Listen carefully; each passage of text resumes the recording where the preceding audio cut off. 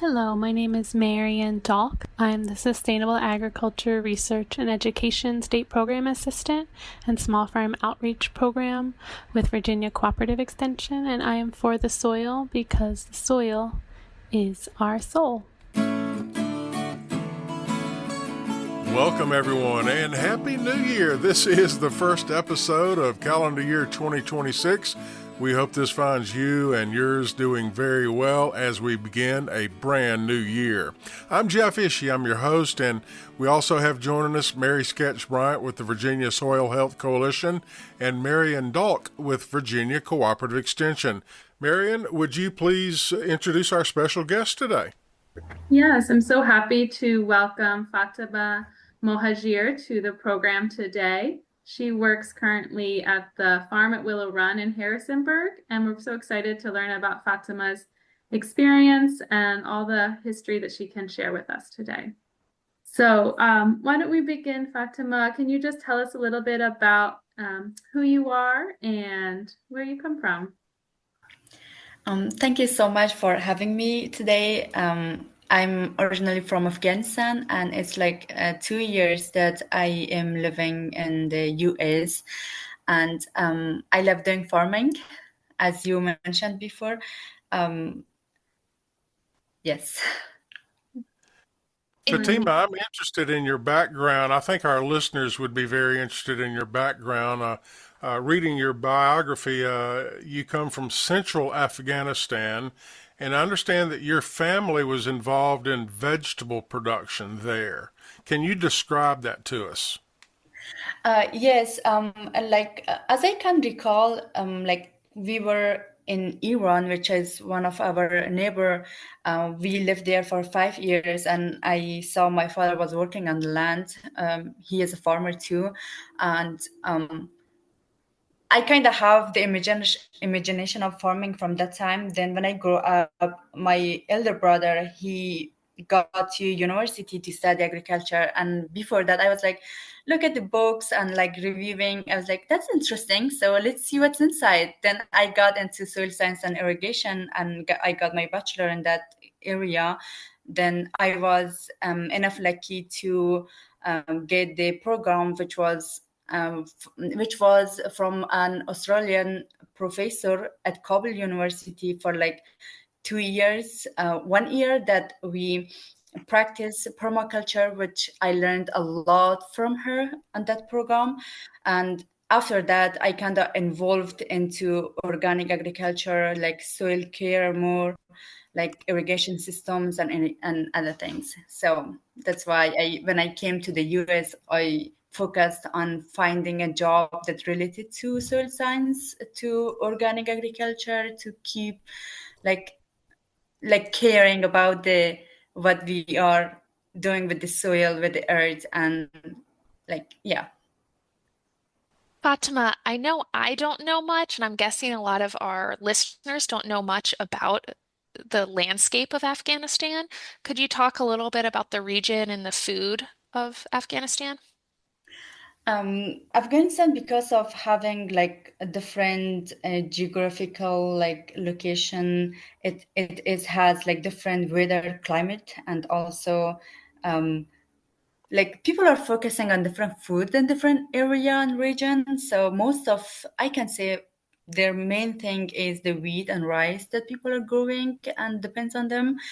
Um, and Yes, it's like for example, I'm from Bamyan. Then this province is super cold, so of course you cannot grow that much rice, but like you can grow potato there, you can grow cauliflowers there, like almost whole year. Like people can have like 3 times harvest in 1 year. So yeah. Wonderful. So it sounds like a lot of grain production, different grains based on the topography and geography of the regions. What are some of the agricultural systems like? How are people cultivating or growing food in Afghanistan? What are some of the practices that are used in farming in your country? Based my experience that I did back in my country, it was like people are not using like too much of technology there, so it's on like human force. Like everything is kinda everything is like done by human. And nowadays I just did a research about food insecurity in my country, and I figure out that now people focusing on the quantity more than quality, which I think is gonna it's a bad news for me. So yes. We're talking today with Fatema Mohajir. She works at the farm at Willow Run in Harrisonburg, Virginia. It is an operation of the Virginia Mennonite Retirement Community. And Fatema, I've been to that farm on a couple of occasions. It's a beautiful farm, a well-run farm. Explain to our listeners the purpose of that farm. Yeah, I mean, Willow Run is, I can tell, is a perfect farm. So I get into farming there because I just saw they're focusing on organic agriculture, like farming, growing like vegetable, and it's a nonprofit. So they're like producing the vegetables and other things, and they're like just giving them to the VMRC. Like personally, we deliver all our produce to there for retirement people who are like enjoying. They should enjoy our very delicious vegetables. So because I'm working there, I'm gonna give them some credit too. And we are focusing on organic agriculture, like 100% of the work kinda is done by our hands. We are trying to avoid any non-organic thing that's going on in our farm. And I'm learning from them still. It's like they're professional, they're working like for 6 years, 15 years, like more than me. So I'm just learning from them. So, yep. And Fatima, you talked some about agriculture in Afghanistan, and now you're in the United States. What have some of the differences you've noticed been? The biggest notice that I notice is in here, I think as a developed country, people notice that how important it is to take care of soil, to doing like organic practices, like doing compost, even if it's local or government or anything, they're like focusing on that. But in my country or in developing country, mostly people are focusing on the quantity of the food, which is like take their focus out of the care about soil that much, or if they care about that, it's not really deep. So that's why I want to, what I'm learning here at my farm or things, I want to share them with my friends there. So I hope. And also the thing is, because of the geographical location of my country, it's hard to do farming because it's all mountain. So, and people are like engaged in agriculture. I think it's even hard if they have technology, they might not be able to use that in mountain. So, yep. Mhm. And you were sharing that your brother had studied agriculture and he sort of inspired you. You were looking through his books and that kind of sparked your interest. And it does sound like you know, how your family was farming when you were young in Iran. And then you studied at the University of Kabul. And then after that, you were able to go to Uzbekistan to study, I believe, was it bioeconomics? Yes, correct. So it sounds like you've kind of been able to travel and see different countries throughout Central Asia.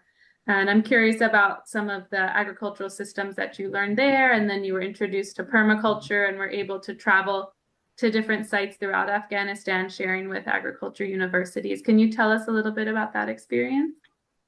Yeah, I mean, watching my elder brother Muhammad, he was like studying agriculture, and although his major is different from mine, but just looking at the books and pictures, I was like, okay, like my family is involved in agriculture, so why not studying that professionally? So one day, if you're talking like you're inspiring people or telling people, people would say, okay, let's let's do what she is saying because she is educated in this area. Because I see my father has experience of like many years of doing agriculture, but if he's saying something because of not being educated in that area, just having the experience, I saw that people are not focusing that much. But if you are educated and you have the experience, I think it's going to work much better. So that's why I plan to get the scholarship to go to Uzbekistan, and I learned like, although we are neighbor, but the land is different, the method is different, what they're focusing is different, and even the soil problem they have is totally different from ours. So because Uzbekistan has like bunch of salty soil, that's why they have to use different methodology of keeping them healthy, keeping the soil healthy and to grow things. So they are focusing on cotton, which I learned, and they have the best cotton, I can say. And yeah, it's like as you mentioned, like my background was bioeconomy in Uzbekistan, so I kind of learned there how to connect the biology, the alive things, with the economy, which comes to reusing the things, not doing garbage, how relate economy with agriculture, with reusing. Okay, the policy is like reusing, recreating, zero garbage, and these things that we focus on in Uzbekistan at the university that I was studying. So yeah, if I answer your question. Once again, we're talking with Fatema Mohajir. She is a native of central Afghanistan, and she is now a Virginia farmer. Fatema, you moved to Virginia, I believe, in 2023. You've been farming for 2 years now at what they call the farm at Willow Run in Shenandoah Valley. It's an operation of the Virginia Mennonite Retirement Community. Let's talk about the soil at the farm at Willow Run. Do you make compost? And talk about how you manage soil health at that farm. Yes, I love working there. We focus on organic agriculture, and we have a very big area for making compost there. And I love that the community let us help us in making compost there. It's like we have big garbage cans for only collecting compost in the campus. So we every week we collect kind of like tons of used vegetable, like fruits and other things that we can make compost. We collect all of them, and after like collecting them, we cover them, we wait until we have the base compost there. And also I think our it was last year, 2024, that our farm was recognized as organic farm, like because it's Certified organic. yes, certified organic Right. farm. And if you're as I think I mentioned before, we use like 100% our hands for growing things, for composting, for like for anything that we're doing. It's like we are using our hand, and we focus on organic agriculture, as I mentioned before. Again, and with composting, I'm really happy because I think the biggest support is coming from the community of VMRC, that we are able to make compost because we don't have that much waste of food to make big amount of compost that we are making right now. So yeah. So in some ways that ties into the bioeconomics where you were talking about, reusing and taking what would be waste from the retirement community is now actually this source of nutrients for the farm, right? Yes, exactly.